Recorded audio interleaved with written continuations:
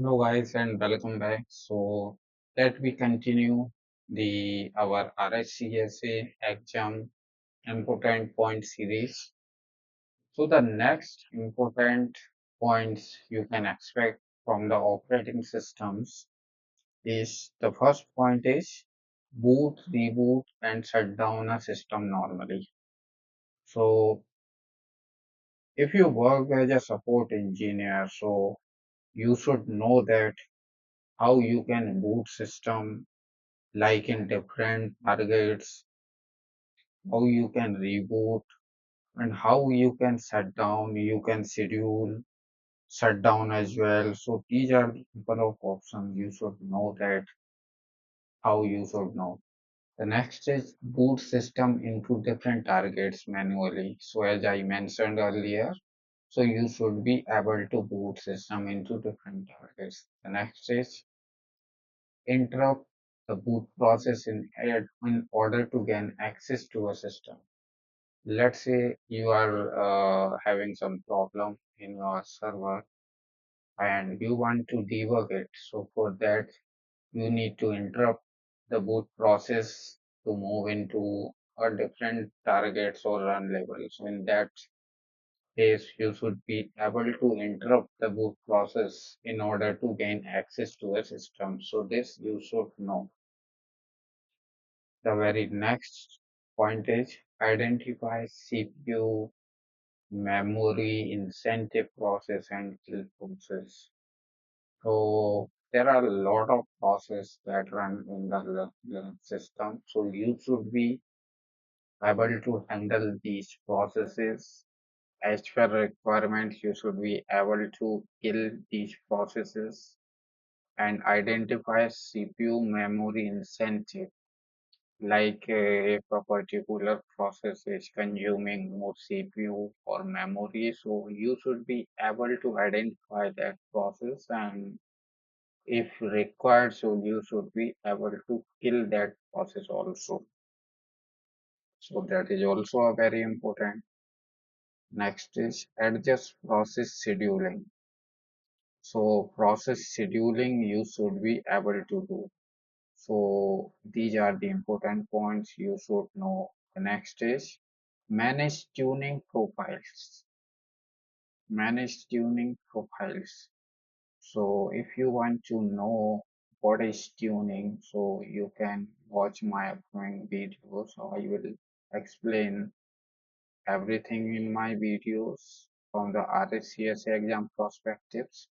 So right now you can like you should understand what kind of points, what kind of questions you can expect in your RCS exam. The next is locate and interpret system log files and results. Uh, as we know that the log files is very important when it comes to debug a system. Whenever we get any error in our system, so the logs plays a very vital role here because without logs we cannot find the information what exactly was happened. So you should be able to interpret system log files, generals, and locate them like where logs files are located and which log file is for which purpose and which which particular process or particular service log files you can find in where in which location. So these kind of understanding you should have if you are, but this is not only from the RSCS exam perspective but from the job perspective when you will work as any role in your organization. So this will be a very important that you should be able to identify the logs as well as because without identifying logs you cannot resolve the issue because before resolving the issue you need to gather the important information like what was happened, what was the reasons for this error. So for that, you should be know that locate, interpret system log files and generals. The next is preserve system generals. That is also you should know. Then start, stop, and check the status of network services. So you should know how the network configurations happen in Linux systems as well as how you can start, stop, and check the status of network services. So you should know networking as well. Securely transfer files between systems. Let's say you want to transfer a particular files like a zip file or other type of tarwall files from one server to another server or from one server to many servers. So you should know that how you can securely transfer files. So let's come to configure in the storage part. So from the storage, you can expect like the list, create, delete partitions on MBR and GPT disk. So you should be able to create partitions like list partitions, how many partitions are there, and if required, you should be able to delete partitions as well, like on GPT as well as on MBR. So the next is create and remove physical volumes. This is this question is from like logical LVM, logical volume management. So you should know the create and remove physical volumes, then assign physical volumes to volume groups, how you can assign. So if you will learn the LVM, so you can easily answer these types of questions. So this is LVM is the topic which is very important topic. You can expect more than one question from the LVM topic. So you should know how you can create LVM like extending, decreasing, deletion, backup, everything you should know about that. Create and delete logical volumes. Next is configure system to mount file system at boot by universal unique ID UUID. Uh, by UUID, you should be able to configure systems to mount file system at boot while universal. So once you create partitions, so you should be able to do like this is the kind of question on the first step, so you should learn. So we will learn in details for this. Right now, you should know that. So next is create new partitions, logical volume, and swap to system non-destructively. Swap is also very important. So you should be know that. Add new partitions in logical volumes. Next is create and configure file systems.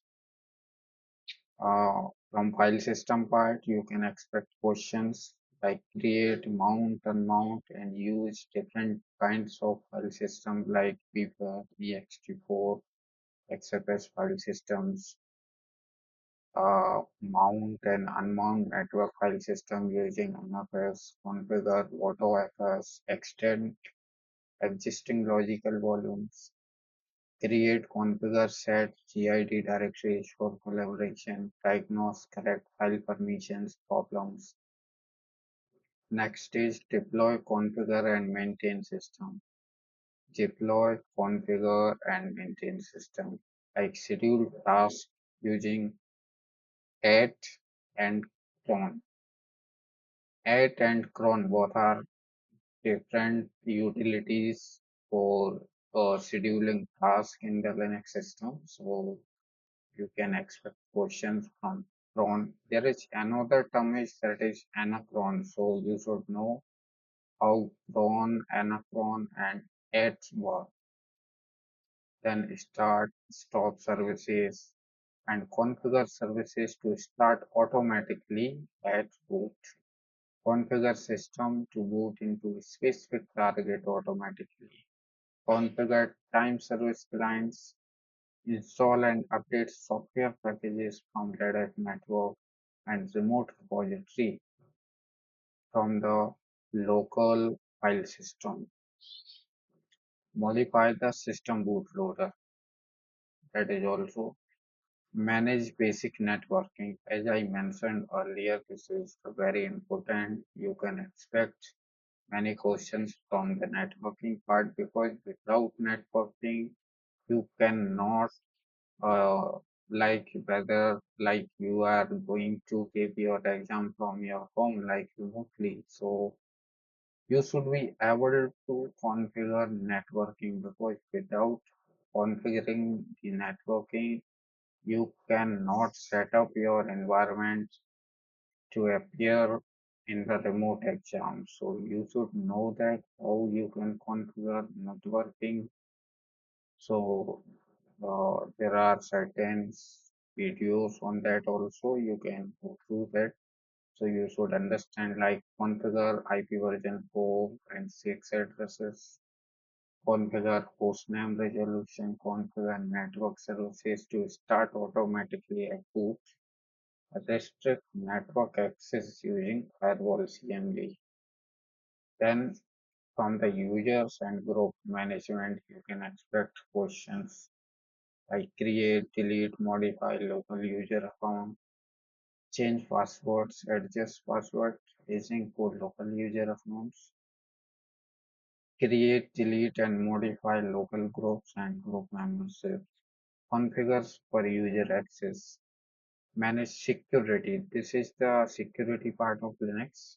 So you can expect questions like from configure firewall setting using firewall CMD, firewall D, manage default file permissions, configure key-based authentication for SSH, set enforcing permission methods for SE Linux.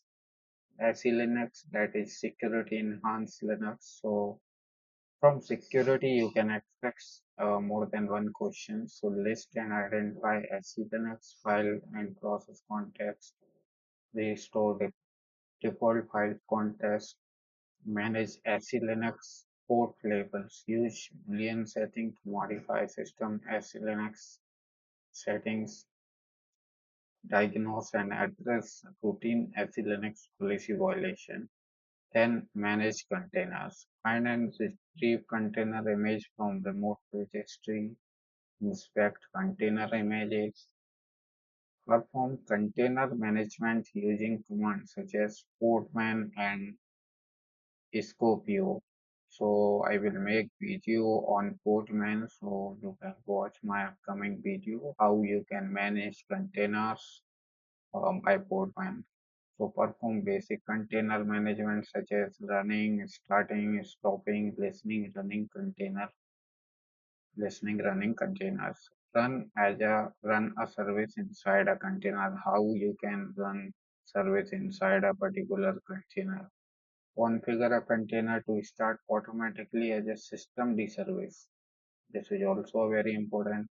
Attach persistent storage to a container. So these are the some of the couple of points which from which you can expect question in your RHCSA exam. So I hope you enjoyed this video and kindly do preparation accordingly and thanks for watching. I hope you enjoy this video and happy learning.